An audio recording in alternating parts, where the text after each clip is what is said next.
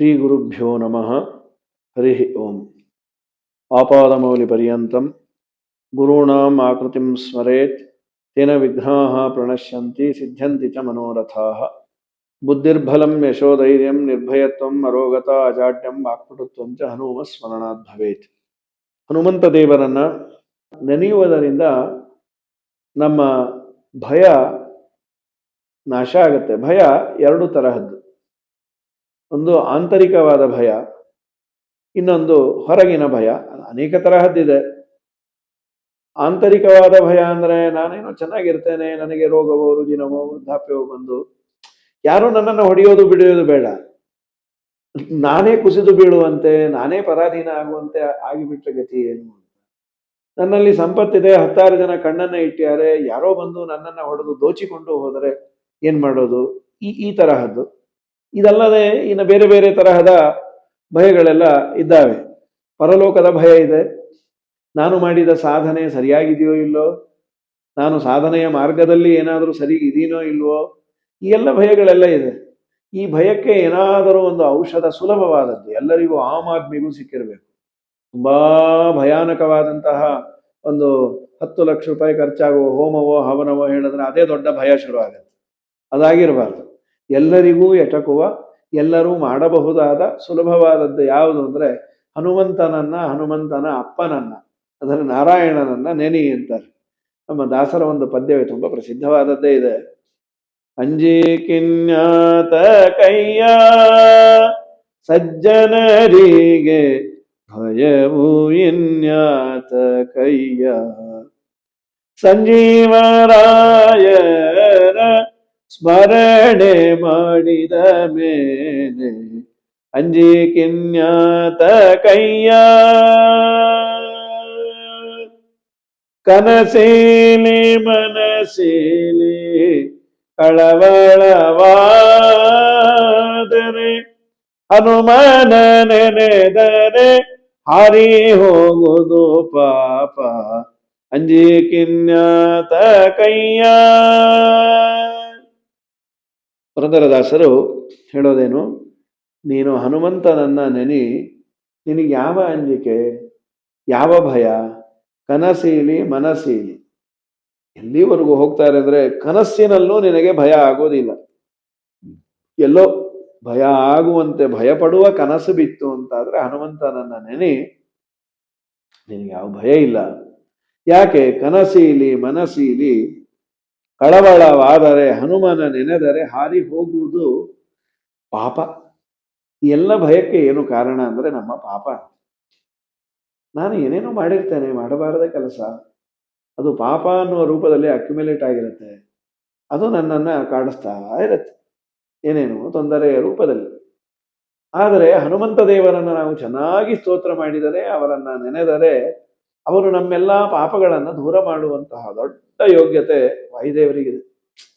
ಅದೇ ಹನುಮಂತ ದೇವರಿಗೆ ಇರುವಂತಹ ದೊಡ್ಡ ತಾಕತ್ತು ಏನಂದ್ರೆ, ನಮ್ಮ ಪಾಪದ ಬೆಟ್ಟವನ್ನ ಕತ್ತರಿಸುವಂತಹ ದೊಡ್ಡ ವಜ್ರಾಯುಧ ಅಂದ್ರೆ ಹನುಮಂತ ದೇವರ ನಾಮ ಅಂತ. ಅವರ ಸ್ಮರಣೆಯನ್ನ ನಾವು ಮಾಡಿದಾಗ, ತುಂಬಾ ಹೇಳ್ತಾರೆ ದಾಸರುಗಳು, ವಾದರಾಜ ಸ್ವಾಮಿಗಳಂತೂ ಹೇಳ್ತಾರೆ, ನಿನ್ನ ಸಂಸಾರದಲ್ಲಿ ಸಮಸ್ಯೆ ಅಲ್ಲೋ, ಸಂಸಾರವನ್ನೇ ಬಿಟ್ಟು ನೀನು ದೂರ ಬರುವಂತೆ ಮಾಡಿ ಬಿಡ್ತಾರೆ. ಹಾಗಾಗಿ ಅವರನ್ನ ನೀನು ಚೆನ್ನಾಗಿ ಸ್ಮರಣೆ ಮಾಡು. ಅವರನ್ನೋದು ವಾದಿರಾಜರು ತುಂಬಾ ಪ್ರಸಿದ್ಧವಾದಂತಹ ಕೃತಿ ಇದು. ಒಮ್ಮೆ ನೀನು ಹನುಮಂತ ದೇವರ ಅವತಾರರಾದ ಮಧ್ವಾಚಾರ್ಯರನ್ನ ಸ್ಮರಣೆ ಮಾಡು. ಒಂದು ಬಾರಿ ಸ್ಮರಣೆ ಸಾಲದೆ,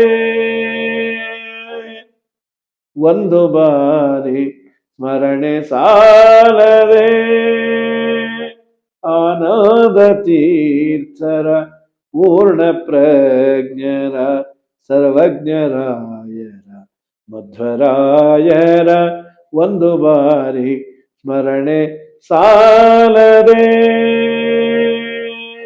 ಆಯ್ತು, ನಾನು ಸ್ಮರಿಸಿದೆ, ಏನು ಲಾಭ? ಹಿಂದನೇಕ ಜನ್ಮದಲ್ಲಿ ನೊಂದು ಯೋನಿಯಲ್ಲಿ ಬಾದು ಇಂದಿರೇಶನ ಪಾದವನ್ನು ಹೊಂದಬೇಕು ಎನ್ನುವ ಬಗೆ ಒಂದು ಬಾರಿ ಸ್ಮರಣೆ ಸಾಲದೆ. ಪ್ರಕೃತಿ ಬಂಧದಲ್ಲಿ ಸಿಲುಕಿ ಸಕಲ ವಿಷಯಗಳಲ್ಲಿ ನೊಂದು ಅಕಳಂಕ ಚರಿತ ಹರಿಯ ಪಾದ ಭಕುತಿ ಬೇಕೆಂಬುವಗೆ ಒಂದು ಬಾರಿ ಸ್ಮರಣೆ ಸಾಲದೆ. ಇವರ ಸ್ಮರಣೆ ನಮ್ಮ ಎಲ್ಲ ಪಾಪಗಳನ್ನ ದೂರ ಮಾಡಿ ದೇವರಲ್ಲಿ ಭಕ್ತಿಯನ್ನ ತರುತ್ತೆ. ವಾಯುದೇವರ ಸ್ಮರಣೆಗೆ ಅಷ್ಟು ದೊಡ್ಡ ತಾಕತ್ತಿದೆ. ಅವರನ್ನ ಸ್ಮರಿಸಿದರೆ ಸಾಕು, ನಮ್ಮೆಲ್ಲಾ ಪಾಪಗಳು ದೂರ ಆಗತ್ತೆ. ಈ ಎಲ್ಲಾ ಆತಂಕಕ್ಕೆ ಮೂಲ ಕಾರಣ ಪಾಪ. ಪಾಪವೇ ಹೋಯಿತು ಅಂತಂದ್ರೆ ನಮಗೆ ಎಲ್ಲಿ ಭಯ. ಹಾಗಾಗಿ ಪುರಂದರದಾಸರು ಅಂದದ್ದನ್ನ ಎಲ್ಲ ದಾಸರು ಅನೇಕ ಮಾತುಗಳನ್ನ ಅಂದ್ಯಾರ. ಹನುಮ ಭೀಮ ಮಧ್ವ ಮುನಿಯ ನೆನೆದು ಬದುಕಿರೋ, ನಿಮ್ಮೆಲ್ಲ ಪಾಪಗಳು ಹೋಗತ್ತಪ್ಪ. ಆ ಪಾಪಗಳು ಹೋಯ್ತು ಅಂತಾದ್ರೆ ನಿಮ್ಗೆ ಯಾವ ಭಯ ಇರೋದಿಲ್ಲ. ಮತ್ತಿಷ್ಟೇ ಅಲ್ಲ, ರಾಘವೇಂದ್ರ ಸ್ವಾಮಿಗಳಂತಾರೆ, ನೀನು ಗಟ್ಟಿಯಾಗಿ ಹನುಮಂತನನ್ನ ಹಿಡದಿ ಅಂತಾದ್ರೆ ಆ ಹನುಮಂತನೇ ನಿನ್ನನ್ನ ದೇವರ ಬಳಿಯಲ್ಲಿ ಕರೆದುಕೊಂಡು ಹೋಗಿ, ಅಪ್ಪ ನಾನೊಬ್ಬನ ಕರ್ಕೊಂಬಂದಿದ್ದೇನೆ, ದಯಮಾಡಿ ಇವನನ್ನ ನೀನು ಉದ್ಧಾರ ಮಾಡ್ತೀಯ ಅಂತ ಅವರ ಅಪ್ಪನಲ್ಲಿ, ಯಾರು ಹನುಮಂತನ ಅಪ್ಪ ತಿಮ್ಮಪ್ಪ, ಅವರಲ್ಲಿ ಕೇಳ್ತಾರಂತೆ. ಆಗ ತಿಮ್ಮಪ್ಪ ಅಂತಾನೆ, ಇವನು ತುಂಬಾ ಪಾಪಿ ಅಲ್ವಾ ಅಪ್ಪ? ಪಾಪಿ ಆಗಿದ್ದ, ಏನೋ ಹರಿಸರ್ವೋತ್ತಮ ವಾಯುಜೀವೋತ್ತಮ ಅಂದ್ಯಾನೆ, ಒಂದಿಷ್ಟು ನಿನ್ನ ನಾಮಸ್ಮರಣೆಯನ್ನ ಮಾಡಿದಾನೆ, ನನ್ನನ್ನ ನಂಬಿದಾನೆ. ನೀನೇ ಹೇಳ್ತಿ ಹನುಮಪ್ಪ, ನಿನ್ನನ್ನ ನಂಬಿದವರನ್ನ ನಾನು ಕೈ ಬಿಡೋದಿಲ್ಲ ಅಂತ, ಅದಕ್ಕೆ ಕರ್ಕೊಂಬಂದೇನಿ. ದೀನಂ ದೂನಂ ಅನಾಥಂ ಶರಣಾಗತಂ ಏನಂ ಉದ್ಧಾರ. ಆಯ್ತು ಹನುಮಪ್ಪ, ನಿನ್ನ ಮಾತಿಂದ ಉದ್ಧಾರ ಮಾಡ್ತೇನೆ, ನಿನ್ನ ಕಡೆಯವನಲ್ವಾ? ಇದು ದೇವರು ಹನುಮಂತ ದೇವರಿಗೆ ಕೊಟ್ಟ ದೊಡ್ಡ ಭಾಗ್ಯ. ಇದು ಭಗವಂತನ ದಾಸರಾದ ಹನುಮಂತ ದೇವರ ದಾಸರು ನಾವಾದರೆ ನಮ್ಮನ್ನ ದೇವರು ಸ್ವೀಕಾರ ಮಾಡ್ತಾನಂತೆ. ಅವರು ಬೇಡಬೇಕಂತ ದೇವರಲ್ಲಿ ನಮ್ಮ ಪರವಾಗಿ. ಉನ್ನತ ಪ್ರಾರ್ಥಿತ ಶೇಷ ಸಂಸಾಧಕಂ ಸನ್ನತಾ ಲೌಕಿಕಾನಂದನ ಶ್ರೀಪದಂ ಭಿನ್ನ ಕರ್ಮಾಶಯ ಪ್ರಾಣಿ ಸಂಪ್ರೇರಕಂ ತನ್ನ ಕಿನ್ನೇತಿ ವಿದ್ವತ್ಸು ಮೀಮಾಂಸಿತಂ ಪ್ರೀಣಯಾಮೋ ವಾಸುದೇವಂ ದೇವತಾ ಮಂಡಲ ಖಂಡ ಮಂಡಲಂ ಪ್ರೀಣಯಾಮೋ ವಾಸುದೇವಂ. ಉನ್ನತ ಪ್ರಾರ್ಥಿತ, ಹಿರಿಯ ಮಂದಿ ದೇವರಲ್ಲಿ ಬೇಡಿದಾಗ ದೇವರು ಆ ಅಪ್ಲಿಕೇಶನ್ ಅನ್ನ ರಿಜೆಕ್ಟ್ ಮಾಡೋದಿಲ್ಲಂತೆ. ಯಾಕೆಂದ್ರೆ ದೊಡ್ಡವರು ಫಾರ್ವರ್ಡ್ ಮಾಡಿದ್ದಾರೆ ಅಂದ್ರೆ ಅವನು ಎಲಿಜಿಬಲ್ ಆಗಿದ್ರೆ ಮಾತ್ರ ಮಾಡ್ತಾರೆ, ಅದರ್ವೈಸ್ ಅದು ಡಿನೇ ಮಾಡಿ ಬಿಡ್ತಾರೆ. ದೇವ್ರ ಹತ್ರ ಎಲ್ಲ ಇನ್ಫ್ಲೂಯೆನ್ಸು, ಅದು ಸುಮ್ಮನೆ ಏನೋ ದಾಕ್ಷಿಣ್ಯಕ್ಕೆ ದೇವರು ಓಕೆ ಅನ್ನೋದೇ ಇಲ್ಲ. ಮುಖ್ಯಪ್ರಾಣ ದೇವರು ಅವನು ಅದಕ್ಕೆ ಅರ್ಹನಾಗಿದ್ರೇನೇ ಮುಖ್ಯಪ್ರಾಣ ದೇವರು ಶಿಫಾರಸು ಮಾಡೋದು. ಮುಖ್ಯಪ್ರಾಣ ದೇವರ ಕಡೆಯಿಂದ ಅಂತ ಆದ್ರೆ ದೇವರು ಓಕೆ ಅಂತಾನಂತ. ಹಾಗಾದರೆ ನಮ್ಮ ನಿಮ್ಮೆಲ್ಲರ ಭಯ, ಸಂಸಾರದ ಭಯ, ಸಂಸಾರದ ನಂತರದ ಭಯ, ಪರಲೋಕದ ಭಯ, ಈ ಎಲ್ಲಾ ಭಯಗಳನ್ನ ನಿವಾರಣೆ ಮಾಡೋದು ಹನುಮಂತ ದೇವರು. ಇನ್ನೂ ಒಂದು ನೋಡಿ, ನಮ್ಮ ವಿದ್ಯಾಪ್ರಸನ್ನ ತೀರ್ಥರದ ಒಂದು ತುಂಬಾ ಸುಂದರವಾದ ಕೃತಿ ಇದೆ. ಎಲ್ಲಾ ಭಯ ಎಲ್ಲಾ ಭಯ, ದುರ್ಜನರಿಗೆ ಎಲ್ಲಾ ಭಯ, ಎಲ್ಲಾ ಜಯ ಎಲ್ಲಾ ಜಯ, ಸಜ್ಜನರಿಗೆ ಎಲ್ಲಾ ಜಯ. ಸರಿ, ಭಯ ಯಾಕೆ? ಭಯ ಯಾಕೆ ಇರೋದಿಲ್ಲ?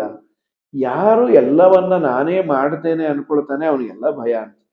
ಎಲ್ಲವೂ ದೇವರು ಮಾಡಿಸ್ತಾನೆ. ನಾನು ಸುಮ್ಮನೆ ಮೀಡಿಯಾ, ಪೋಸ್ಟ್ ಮ್ಯಾನು ಎಲ್ಲರ ಮನೆಗೆ ಪೋಸ್ಟ್ ಅನ್ನ ಡೆಲಿವರಿ ಮಾಡ್ತಾನೆ, ಅವನಿಗೆ ಯಾವ ಭಯ ಇಲ್ಲ. ಯಾಕೆಂದ್ರೆ ಇದು ಮರಣದ ವಾರ್ತೆಯ ಪೋಸ್ಟು, ಇದ್ಯಾವುದೋ ಗೃಹ ಪ್ರವೇಶದ ಪೋಸ್ಟು, ಇನ್ಯಾವುದೋ ಸಾಲವನ್ನ ಕಟ್ಟು ಅಂತಂದಿರೋದು. ಪಾಪ ಅವ್ರ ಸಾಲ ಹೇಗೆ ಕಟ್ತಾರೋ ಅಂತ ಅವನು ಕಣ್ಣೀರು ಹಾಕ್ತಾ ಕೊಡ್ತಾನ. ಏನು ಬಂದಿರತ್ತೆ ಅದನ್ನ ತೆಗೆದುಕೊಂಡು ಹೋಗಿ ಅಲ್ಲಿ ಡೆಲಿವರಿ ಮಾಡೋದು ಅವನ ಜವಾಬ್ದಾರಿ. ಹಾಗಾದರೆ ನಾವು ಕೇವಲ ಮೀಡಿಯಾ, ಒಳಗೆ ನಿಂತು ಮಾಡಿಸುವರು ತತ್ವಾಭಿಮಾನಿ ದೇವತೆಗಳು, ವಾಯುದೇವರು, ಭಗವಂತ. ಈ ಅನುಸಂಧಾನ ಇದ್ದು ಬಿಟ್ರೆ ಅಪರಾಧಿ ನಾನಲ್ಲ, ಅಪರಾಧವೆನವಲ್ಲ. ನಾನು ಅಸ್ವತಂತ್ರ, ನೀನು ಎಲ್ಲವನ್ನ ಮಾಡಿಸೋನು. ನೀನು ಮಾಡಿಸಿದಾಗ ನನಗೇನು ಭಯ ಅನ್ನುವ ಪ್ರಾಮಾಣಿಕವಾಗಿ ನಾವು ಕರ್ತೃತ್ವದ ಅಭಿಮಾನವನ್ನ, ನಾನು ಮಾಡುತ್ತೇನೆ ಅನ್ನೋದನ್ನ ಬಿಟ್ಟರೆ ಯಾವ ಭಯ ಇಲ್ಲ. ಇದು ನಾವು ಕಲಿಯಬೇಕಾದದ್ದು ಹನುಮಂತ ದೇವರಿಂದ. ಈ ಕ್ಯಾರೆಕ್ಟರೇ ಹನುಮಂತ ದೇವರಲ್ಲಿ ಭಾರಿ ದೇವರಿಗೆ ಮೆಚ್ಚುಗೆಗೆ ಪಾತ್ರವಾದ ಕ್ಯಾರೆಕ್ಟರ್ ಇದು. ನಾನು ಮಾಡಿದ್ದಲ್ಲ ಅಂತಾರೆ ದೇವರೇ, ನೀನು ಮಾಡಿಸಿದ್ದು. ನಾನೇನ್ ಮಾಡ್ತೇನೆ? ನೀನು ಒಳಗೆ ನಿಂತು ನನ್ನಲ್ಲಿ ಏನು ಮಾಡಿಸ್ತಿಲ್ಲ ಅಂದ್ರೆ ನಾನು ಬೆಲ್ಲ ಕುಟ್ಟಿದ ಗುಂಡು ಕೂತಿರ್ತೇನೆ. ನೀನು ಒಳಗೆ ನಿಂತು ಎಲ್ಲ ಮಾಡಿಸಿ ನಿನ್ನಲ್ಲಿರುವ ದೊಡ್ಡ ಗುಣ ಏನು ಗೊತ್ತಾ? ಎಲ್ಲ ಮಾಡಿ ಕ್ರೆಡಿಟ್ ನಮಗೆ ಕೊಡ್ತೀಯಲ್ಲ, ಅದು ತುಂಬಾ ದೊಡ್ಡದು ಅಂತ ದೇವರಲ್ಲಿ ವಿನಂತಿಸಿಕೊಳ್ತಾರೆ. ಕಡೆಗೆ ಏನು ಗೊತ್ತಾ ಹನುಮಂತ ದೇವರು ಕೇಳೋದು, ಹನುಮಪ್ಪ ನೀ ಏನಾದ್ರೂ ಮತ್ತೆ ಕೇಳು, ನಾನು ಕೊಡಬೇಕು. ಪ್ರವರ್ಧತಾಂ ಭಕ್ತಿರಲಂ ಕ್ಷಣೆ ಕ್ಷಣೆ, ನಿನ್ನಲ್ಲಿ ಭಕ್ತಿ ಮೇಲಿಂದ ಮೇಲೆ ಅಭಿವೃದ್ಧವಾಗಲಿ, ಅದಕ್ಕಿಂತ ಹೆಚ್ಚಿಂದ ನಿನ್ನನ್ನು ಏನು ಕೇಳೋದಿಲ್ಲ ಅಂತ. ಹಾಗಾದರೆ ಹನುಮನ ನೆನೆದರೆ ಹಾರಿ ಹೋಗುವುದು ಭೀತಿ. ನಮಗೆ ಭಯ ಯಾಕೆ ಹೋಗುತ್ತೆ ಹನುಮಂತನನ್ನ ನೆನೆದಾಗ ಅಂದ್ರೆ, ಹನುಮಂತನ ಸ್ವಭಾವವನ್ನ ನಾವು ಅಳವಡಿಸಿಕೊಂಡ್ರೆ. ಕೋರ್ಸ್ ಅವನ ನಾಮಸ್ಮರಣೆಯಿಂದ ನಮ್ಮೆಲ್ಲ ಪಾಪ ಹೋಗತ್ತೆ, ಹೌದು. ಇಷ್ಟೇ ಅಲ್ಲ, ಹನುಮನ ಜೀವನದಲ್ಲಿ ಅವರು ಇದ್ದ ನಿರ್ವ್ಯಾಜ ರೀತಿ, ಪ್ರತಿಯೊಂದು ನಂದೇನೂ ಇಲ್ಲ, ಎಲ್ಲವೂ ಅವನು ಮಾಡೋದು, ಎಲ್ಲವೂ ಶ್ರೀರಾಮಚಂದ್ರ ಮಾಡೋದು, ಎಲ್ಲವೂ ಭಗವಂತ ಮಾಡಿಸ್ತಾನೆ ಅನ್ನುವ ಅನುಸಂಧಾನ ಎಲ್ಲ ಅವತಾರದಲ್ಲೂ, ಹನುಮ ಭೀಮ ಮಧ್ವ 3 ಅವತಾರದಲ್ಲೂ ಅವ್ರದ್ದು ಏನೇ ಮಾಡೋದಾದ್ರೂ ದೇವರು ಮಾಡಿಸ್ತಾನೆ. ಮಧ್ವರಾದಾಗ ಗಂಗೆಯನ್ನು ದಾಟುವ ಪ್ರಸಂಗ, ಹಾಗಿನ್ನೂ ಬ್ರಿಡ್ಜಸ್ಸು ಏನೂ ಇಲ್ಲ, 106 ಜನ ಶಿಷ್ಯರು. ಆಚೆ ತೀರದಲ್ಲಿರುವ ರಾಜನಿಗೆ ಶತ್ರುಗಳ ಭಯ, ಶತ್ರುಗಳು ಬರಬಾರದು ಅಂತ ಇವನು ತೀರದಲ್ಲೇ ಸೈನಿಕರನ್ನ ನಿಯೋಜನೆ ಮಾಡಿದ್ದ. ಯಾರೇ ಗಂಗೆಯನ್ನ ದಾಟಿ ಬಂದ್ರು ನೀವು ಅಲ್ಲೇ ಹೊಡೀರಿ, ಏನ್ ಮುಲಾಜಿಂದ ನೀವು ಅವ್ನೇನು ಕೇಳಲಿಕ್ಕೆ ಹೋಗ್ಬೇಡಿ, ನೋ ಎನ್ಕ್ವೈರಿ. ಮಧ್ವಾಚಾರ್ಯರು ಒಂದಿಷ್ಟು ಜನ ಶಿಷ್ಯರ ಸಮೇತ ಗಂಗೆಯಲ್ಲಿ ಇಳಿದು ಬರ್ತಾರೆ. ಅವ್ರು ಅಲ್ಲಿಂದ ಕೂಗ್ತಾ ಇದ್ದಾರೆ, ನೀವು ನೀರಲ್ಲಿ ಇಳಿಬೇಡ್ರಿ, ನಾವು ನಿಮ್ಮನ್ನ ಸುಮ್ಮನೆ ಬಿಡಲ್ಲ, ಹೊಡೀರಿ ಬಡೀರಿ ಕಡೀರಿ, ವಾರಯತ ವಾರಯತ ವೈರಿ ಸೂರ್ಯಮೂನ್ ಮಾರಯತ, ಇವರು ನಮ್ಮ ವೈರಿಗಳು, ಹೊಡೀರಿ ಬಡೀರಿ. ಮಧ್ವಾಚಾರ್ಯಂದ್ರು, ನೀರಲ್ಲಿ ಇಳಿಬೇಡ್ರಿ, ನೀವೆಲ್ಲ ಯಾಕೆ ದೇಹ ತೆಗೆಸ್ಕೊಳ್ತೀರಿ? ಶತ್ರುಗಳಿಗೆ ಹೇಳೋದು, ನೋಡಿ ನೀವು ಒಂಚೂರು ವಿಚಾರ ಮಾಡಿ, ನೀವು ಸಾವಿರಾರು ಜನ ಇದ್ದೀರಿ, ನಾವೊಂದು 30-40 ಜನ ಇದ್ದೀವಿ, ನಿಮ್ಮ ಕೈಯಲ್ಲಿ ಆಯುಧಗಳಿದ್ದಾವೆ, ನಮ್ಮ ಕೈಯಲ್ಲಿ ಏನೂ ಇಲ್ಲ, ನಿಮ್ಮಿಂದ ನಮಗೆ ತೊಂದರೆನೋ ನಮ್ಮಿಂದ ನಿಮಗೆ ತೊಂದರೆನೋ ಅದನ್ನು ಸ್ವಲ್ಪ ಆಲೋಚನೆ ಮಾಡಿ. ನಿಮ್ಮ ರಾಜನನ್ನ ದರ್ಶನ ಮಾಡಲಿಕ್ಕೆ ಬರ್ತಾ ಇದ್ದೀವಿ ಅಂತ. ಅದರಲ್ಲೂ ಅವರ ಭಾಷೆಯಲ್ಲೇ ಮಾತಾಡಿದ್ದು ತುಂಬಾ ಅವ್ರಿಗೆ ಸಂತೋಷ ಆಯಿತು. ಆಚಾರ್ಯರು ನದಿ ದಾಟಿ ಬಂದಾಗ ರಾಜ ಅಂತಾನೆ, ಸ್ವಾಮಿ ನೀವು ಏನಿದು, ನನಗೆ ದೊಡ್ಡ ಆಶ್ಚರ್ಯ, ನಮ್ಮ ದೂತರು ನಿಮಗೇನು ಮಾಡ್ಲಿಲ್ಲಲ್ಲ, ಅವ್ರು ಮಹಾ ಕೆಟ್ಟವರವರು, ಇನ್ನೊಂದು ದೋಣಿ ಇಲ್ಲದೆ ನೀವು ನದಿಯಲ್ಲಿ ನಡೆದು ಬಂದ್ರಲ್ಲ ಈ ಪ್ರವಾಹದಲ್ಲಿ, ಹೇಗೆ ಸಾಧ್ಯ?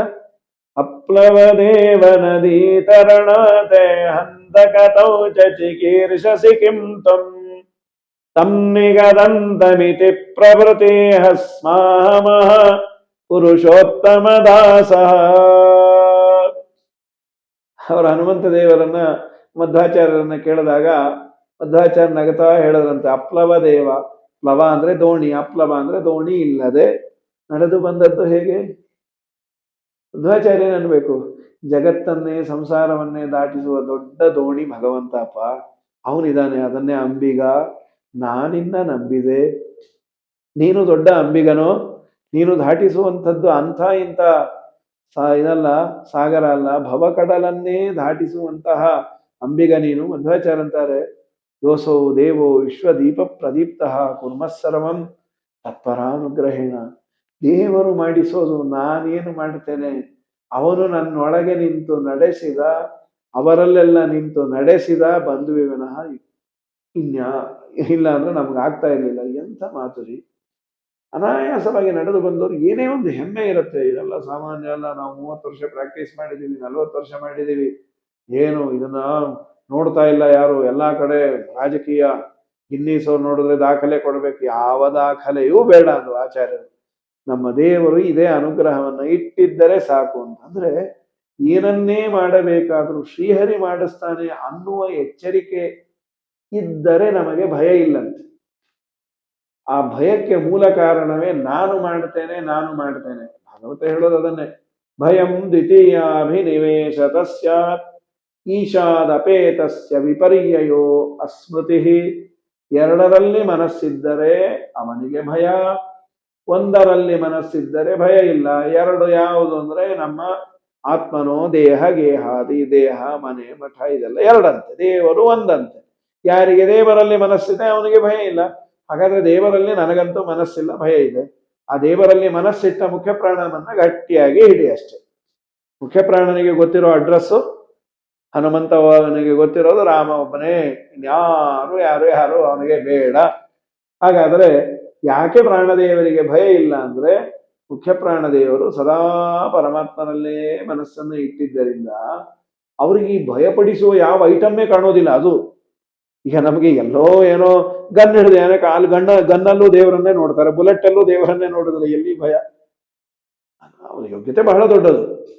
ನಾವು ಅವರಲ್ಲಿ ಬೇಡೋದು ನಿಮ್ಮ ಜೀವನ ನಮಗೆ ಆದರ್ಶ ಆಗುವ, ನಿಮ್ಮ ಸ್ಮರಣೆ ನಮಗೆ ಎಲ್ಲ ಭಯಗಳನ್ನ ದೂರ ಮಾಡಲಿ. ಅದಕ್ಕೆ ಅಂಜಿ ಕಿನ್ಯಾತಕಯ್ಯ ಕನಸೀಲಿ ಮನಸೀಲಿ ಕಳವಾಳವಾದರೆ ಹನುಮನ ನೆನೆದರೆ ಹಾರಿ ಹೋಗುವುದು ಪಾಪ. ಮುಂದಿನ ಪದ್ಯದಲ್ಲಿ ಅವರೇ ಅಂತಾರೆ, ರೋಮ ರೋಮಕ್ಕೆ ಕೋಟಿ ಲಿಂಗ ಉದರಿಸಿದ ಭೀಮನ ನೆನೆದರೆ ಬಿಟ್ಟು ಹೋಗುವುದು ಪಾಪ. ಅಂಜಿ ಕಿನ್ಯಾತ ಕಯ್ಯ,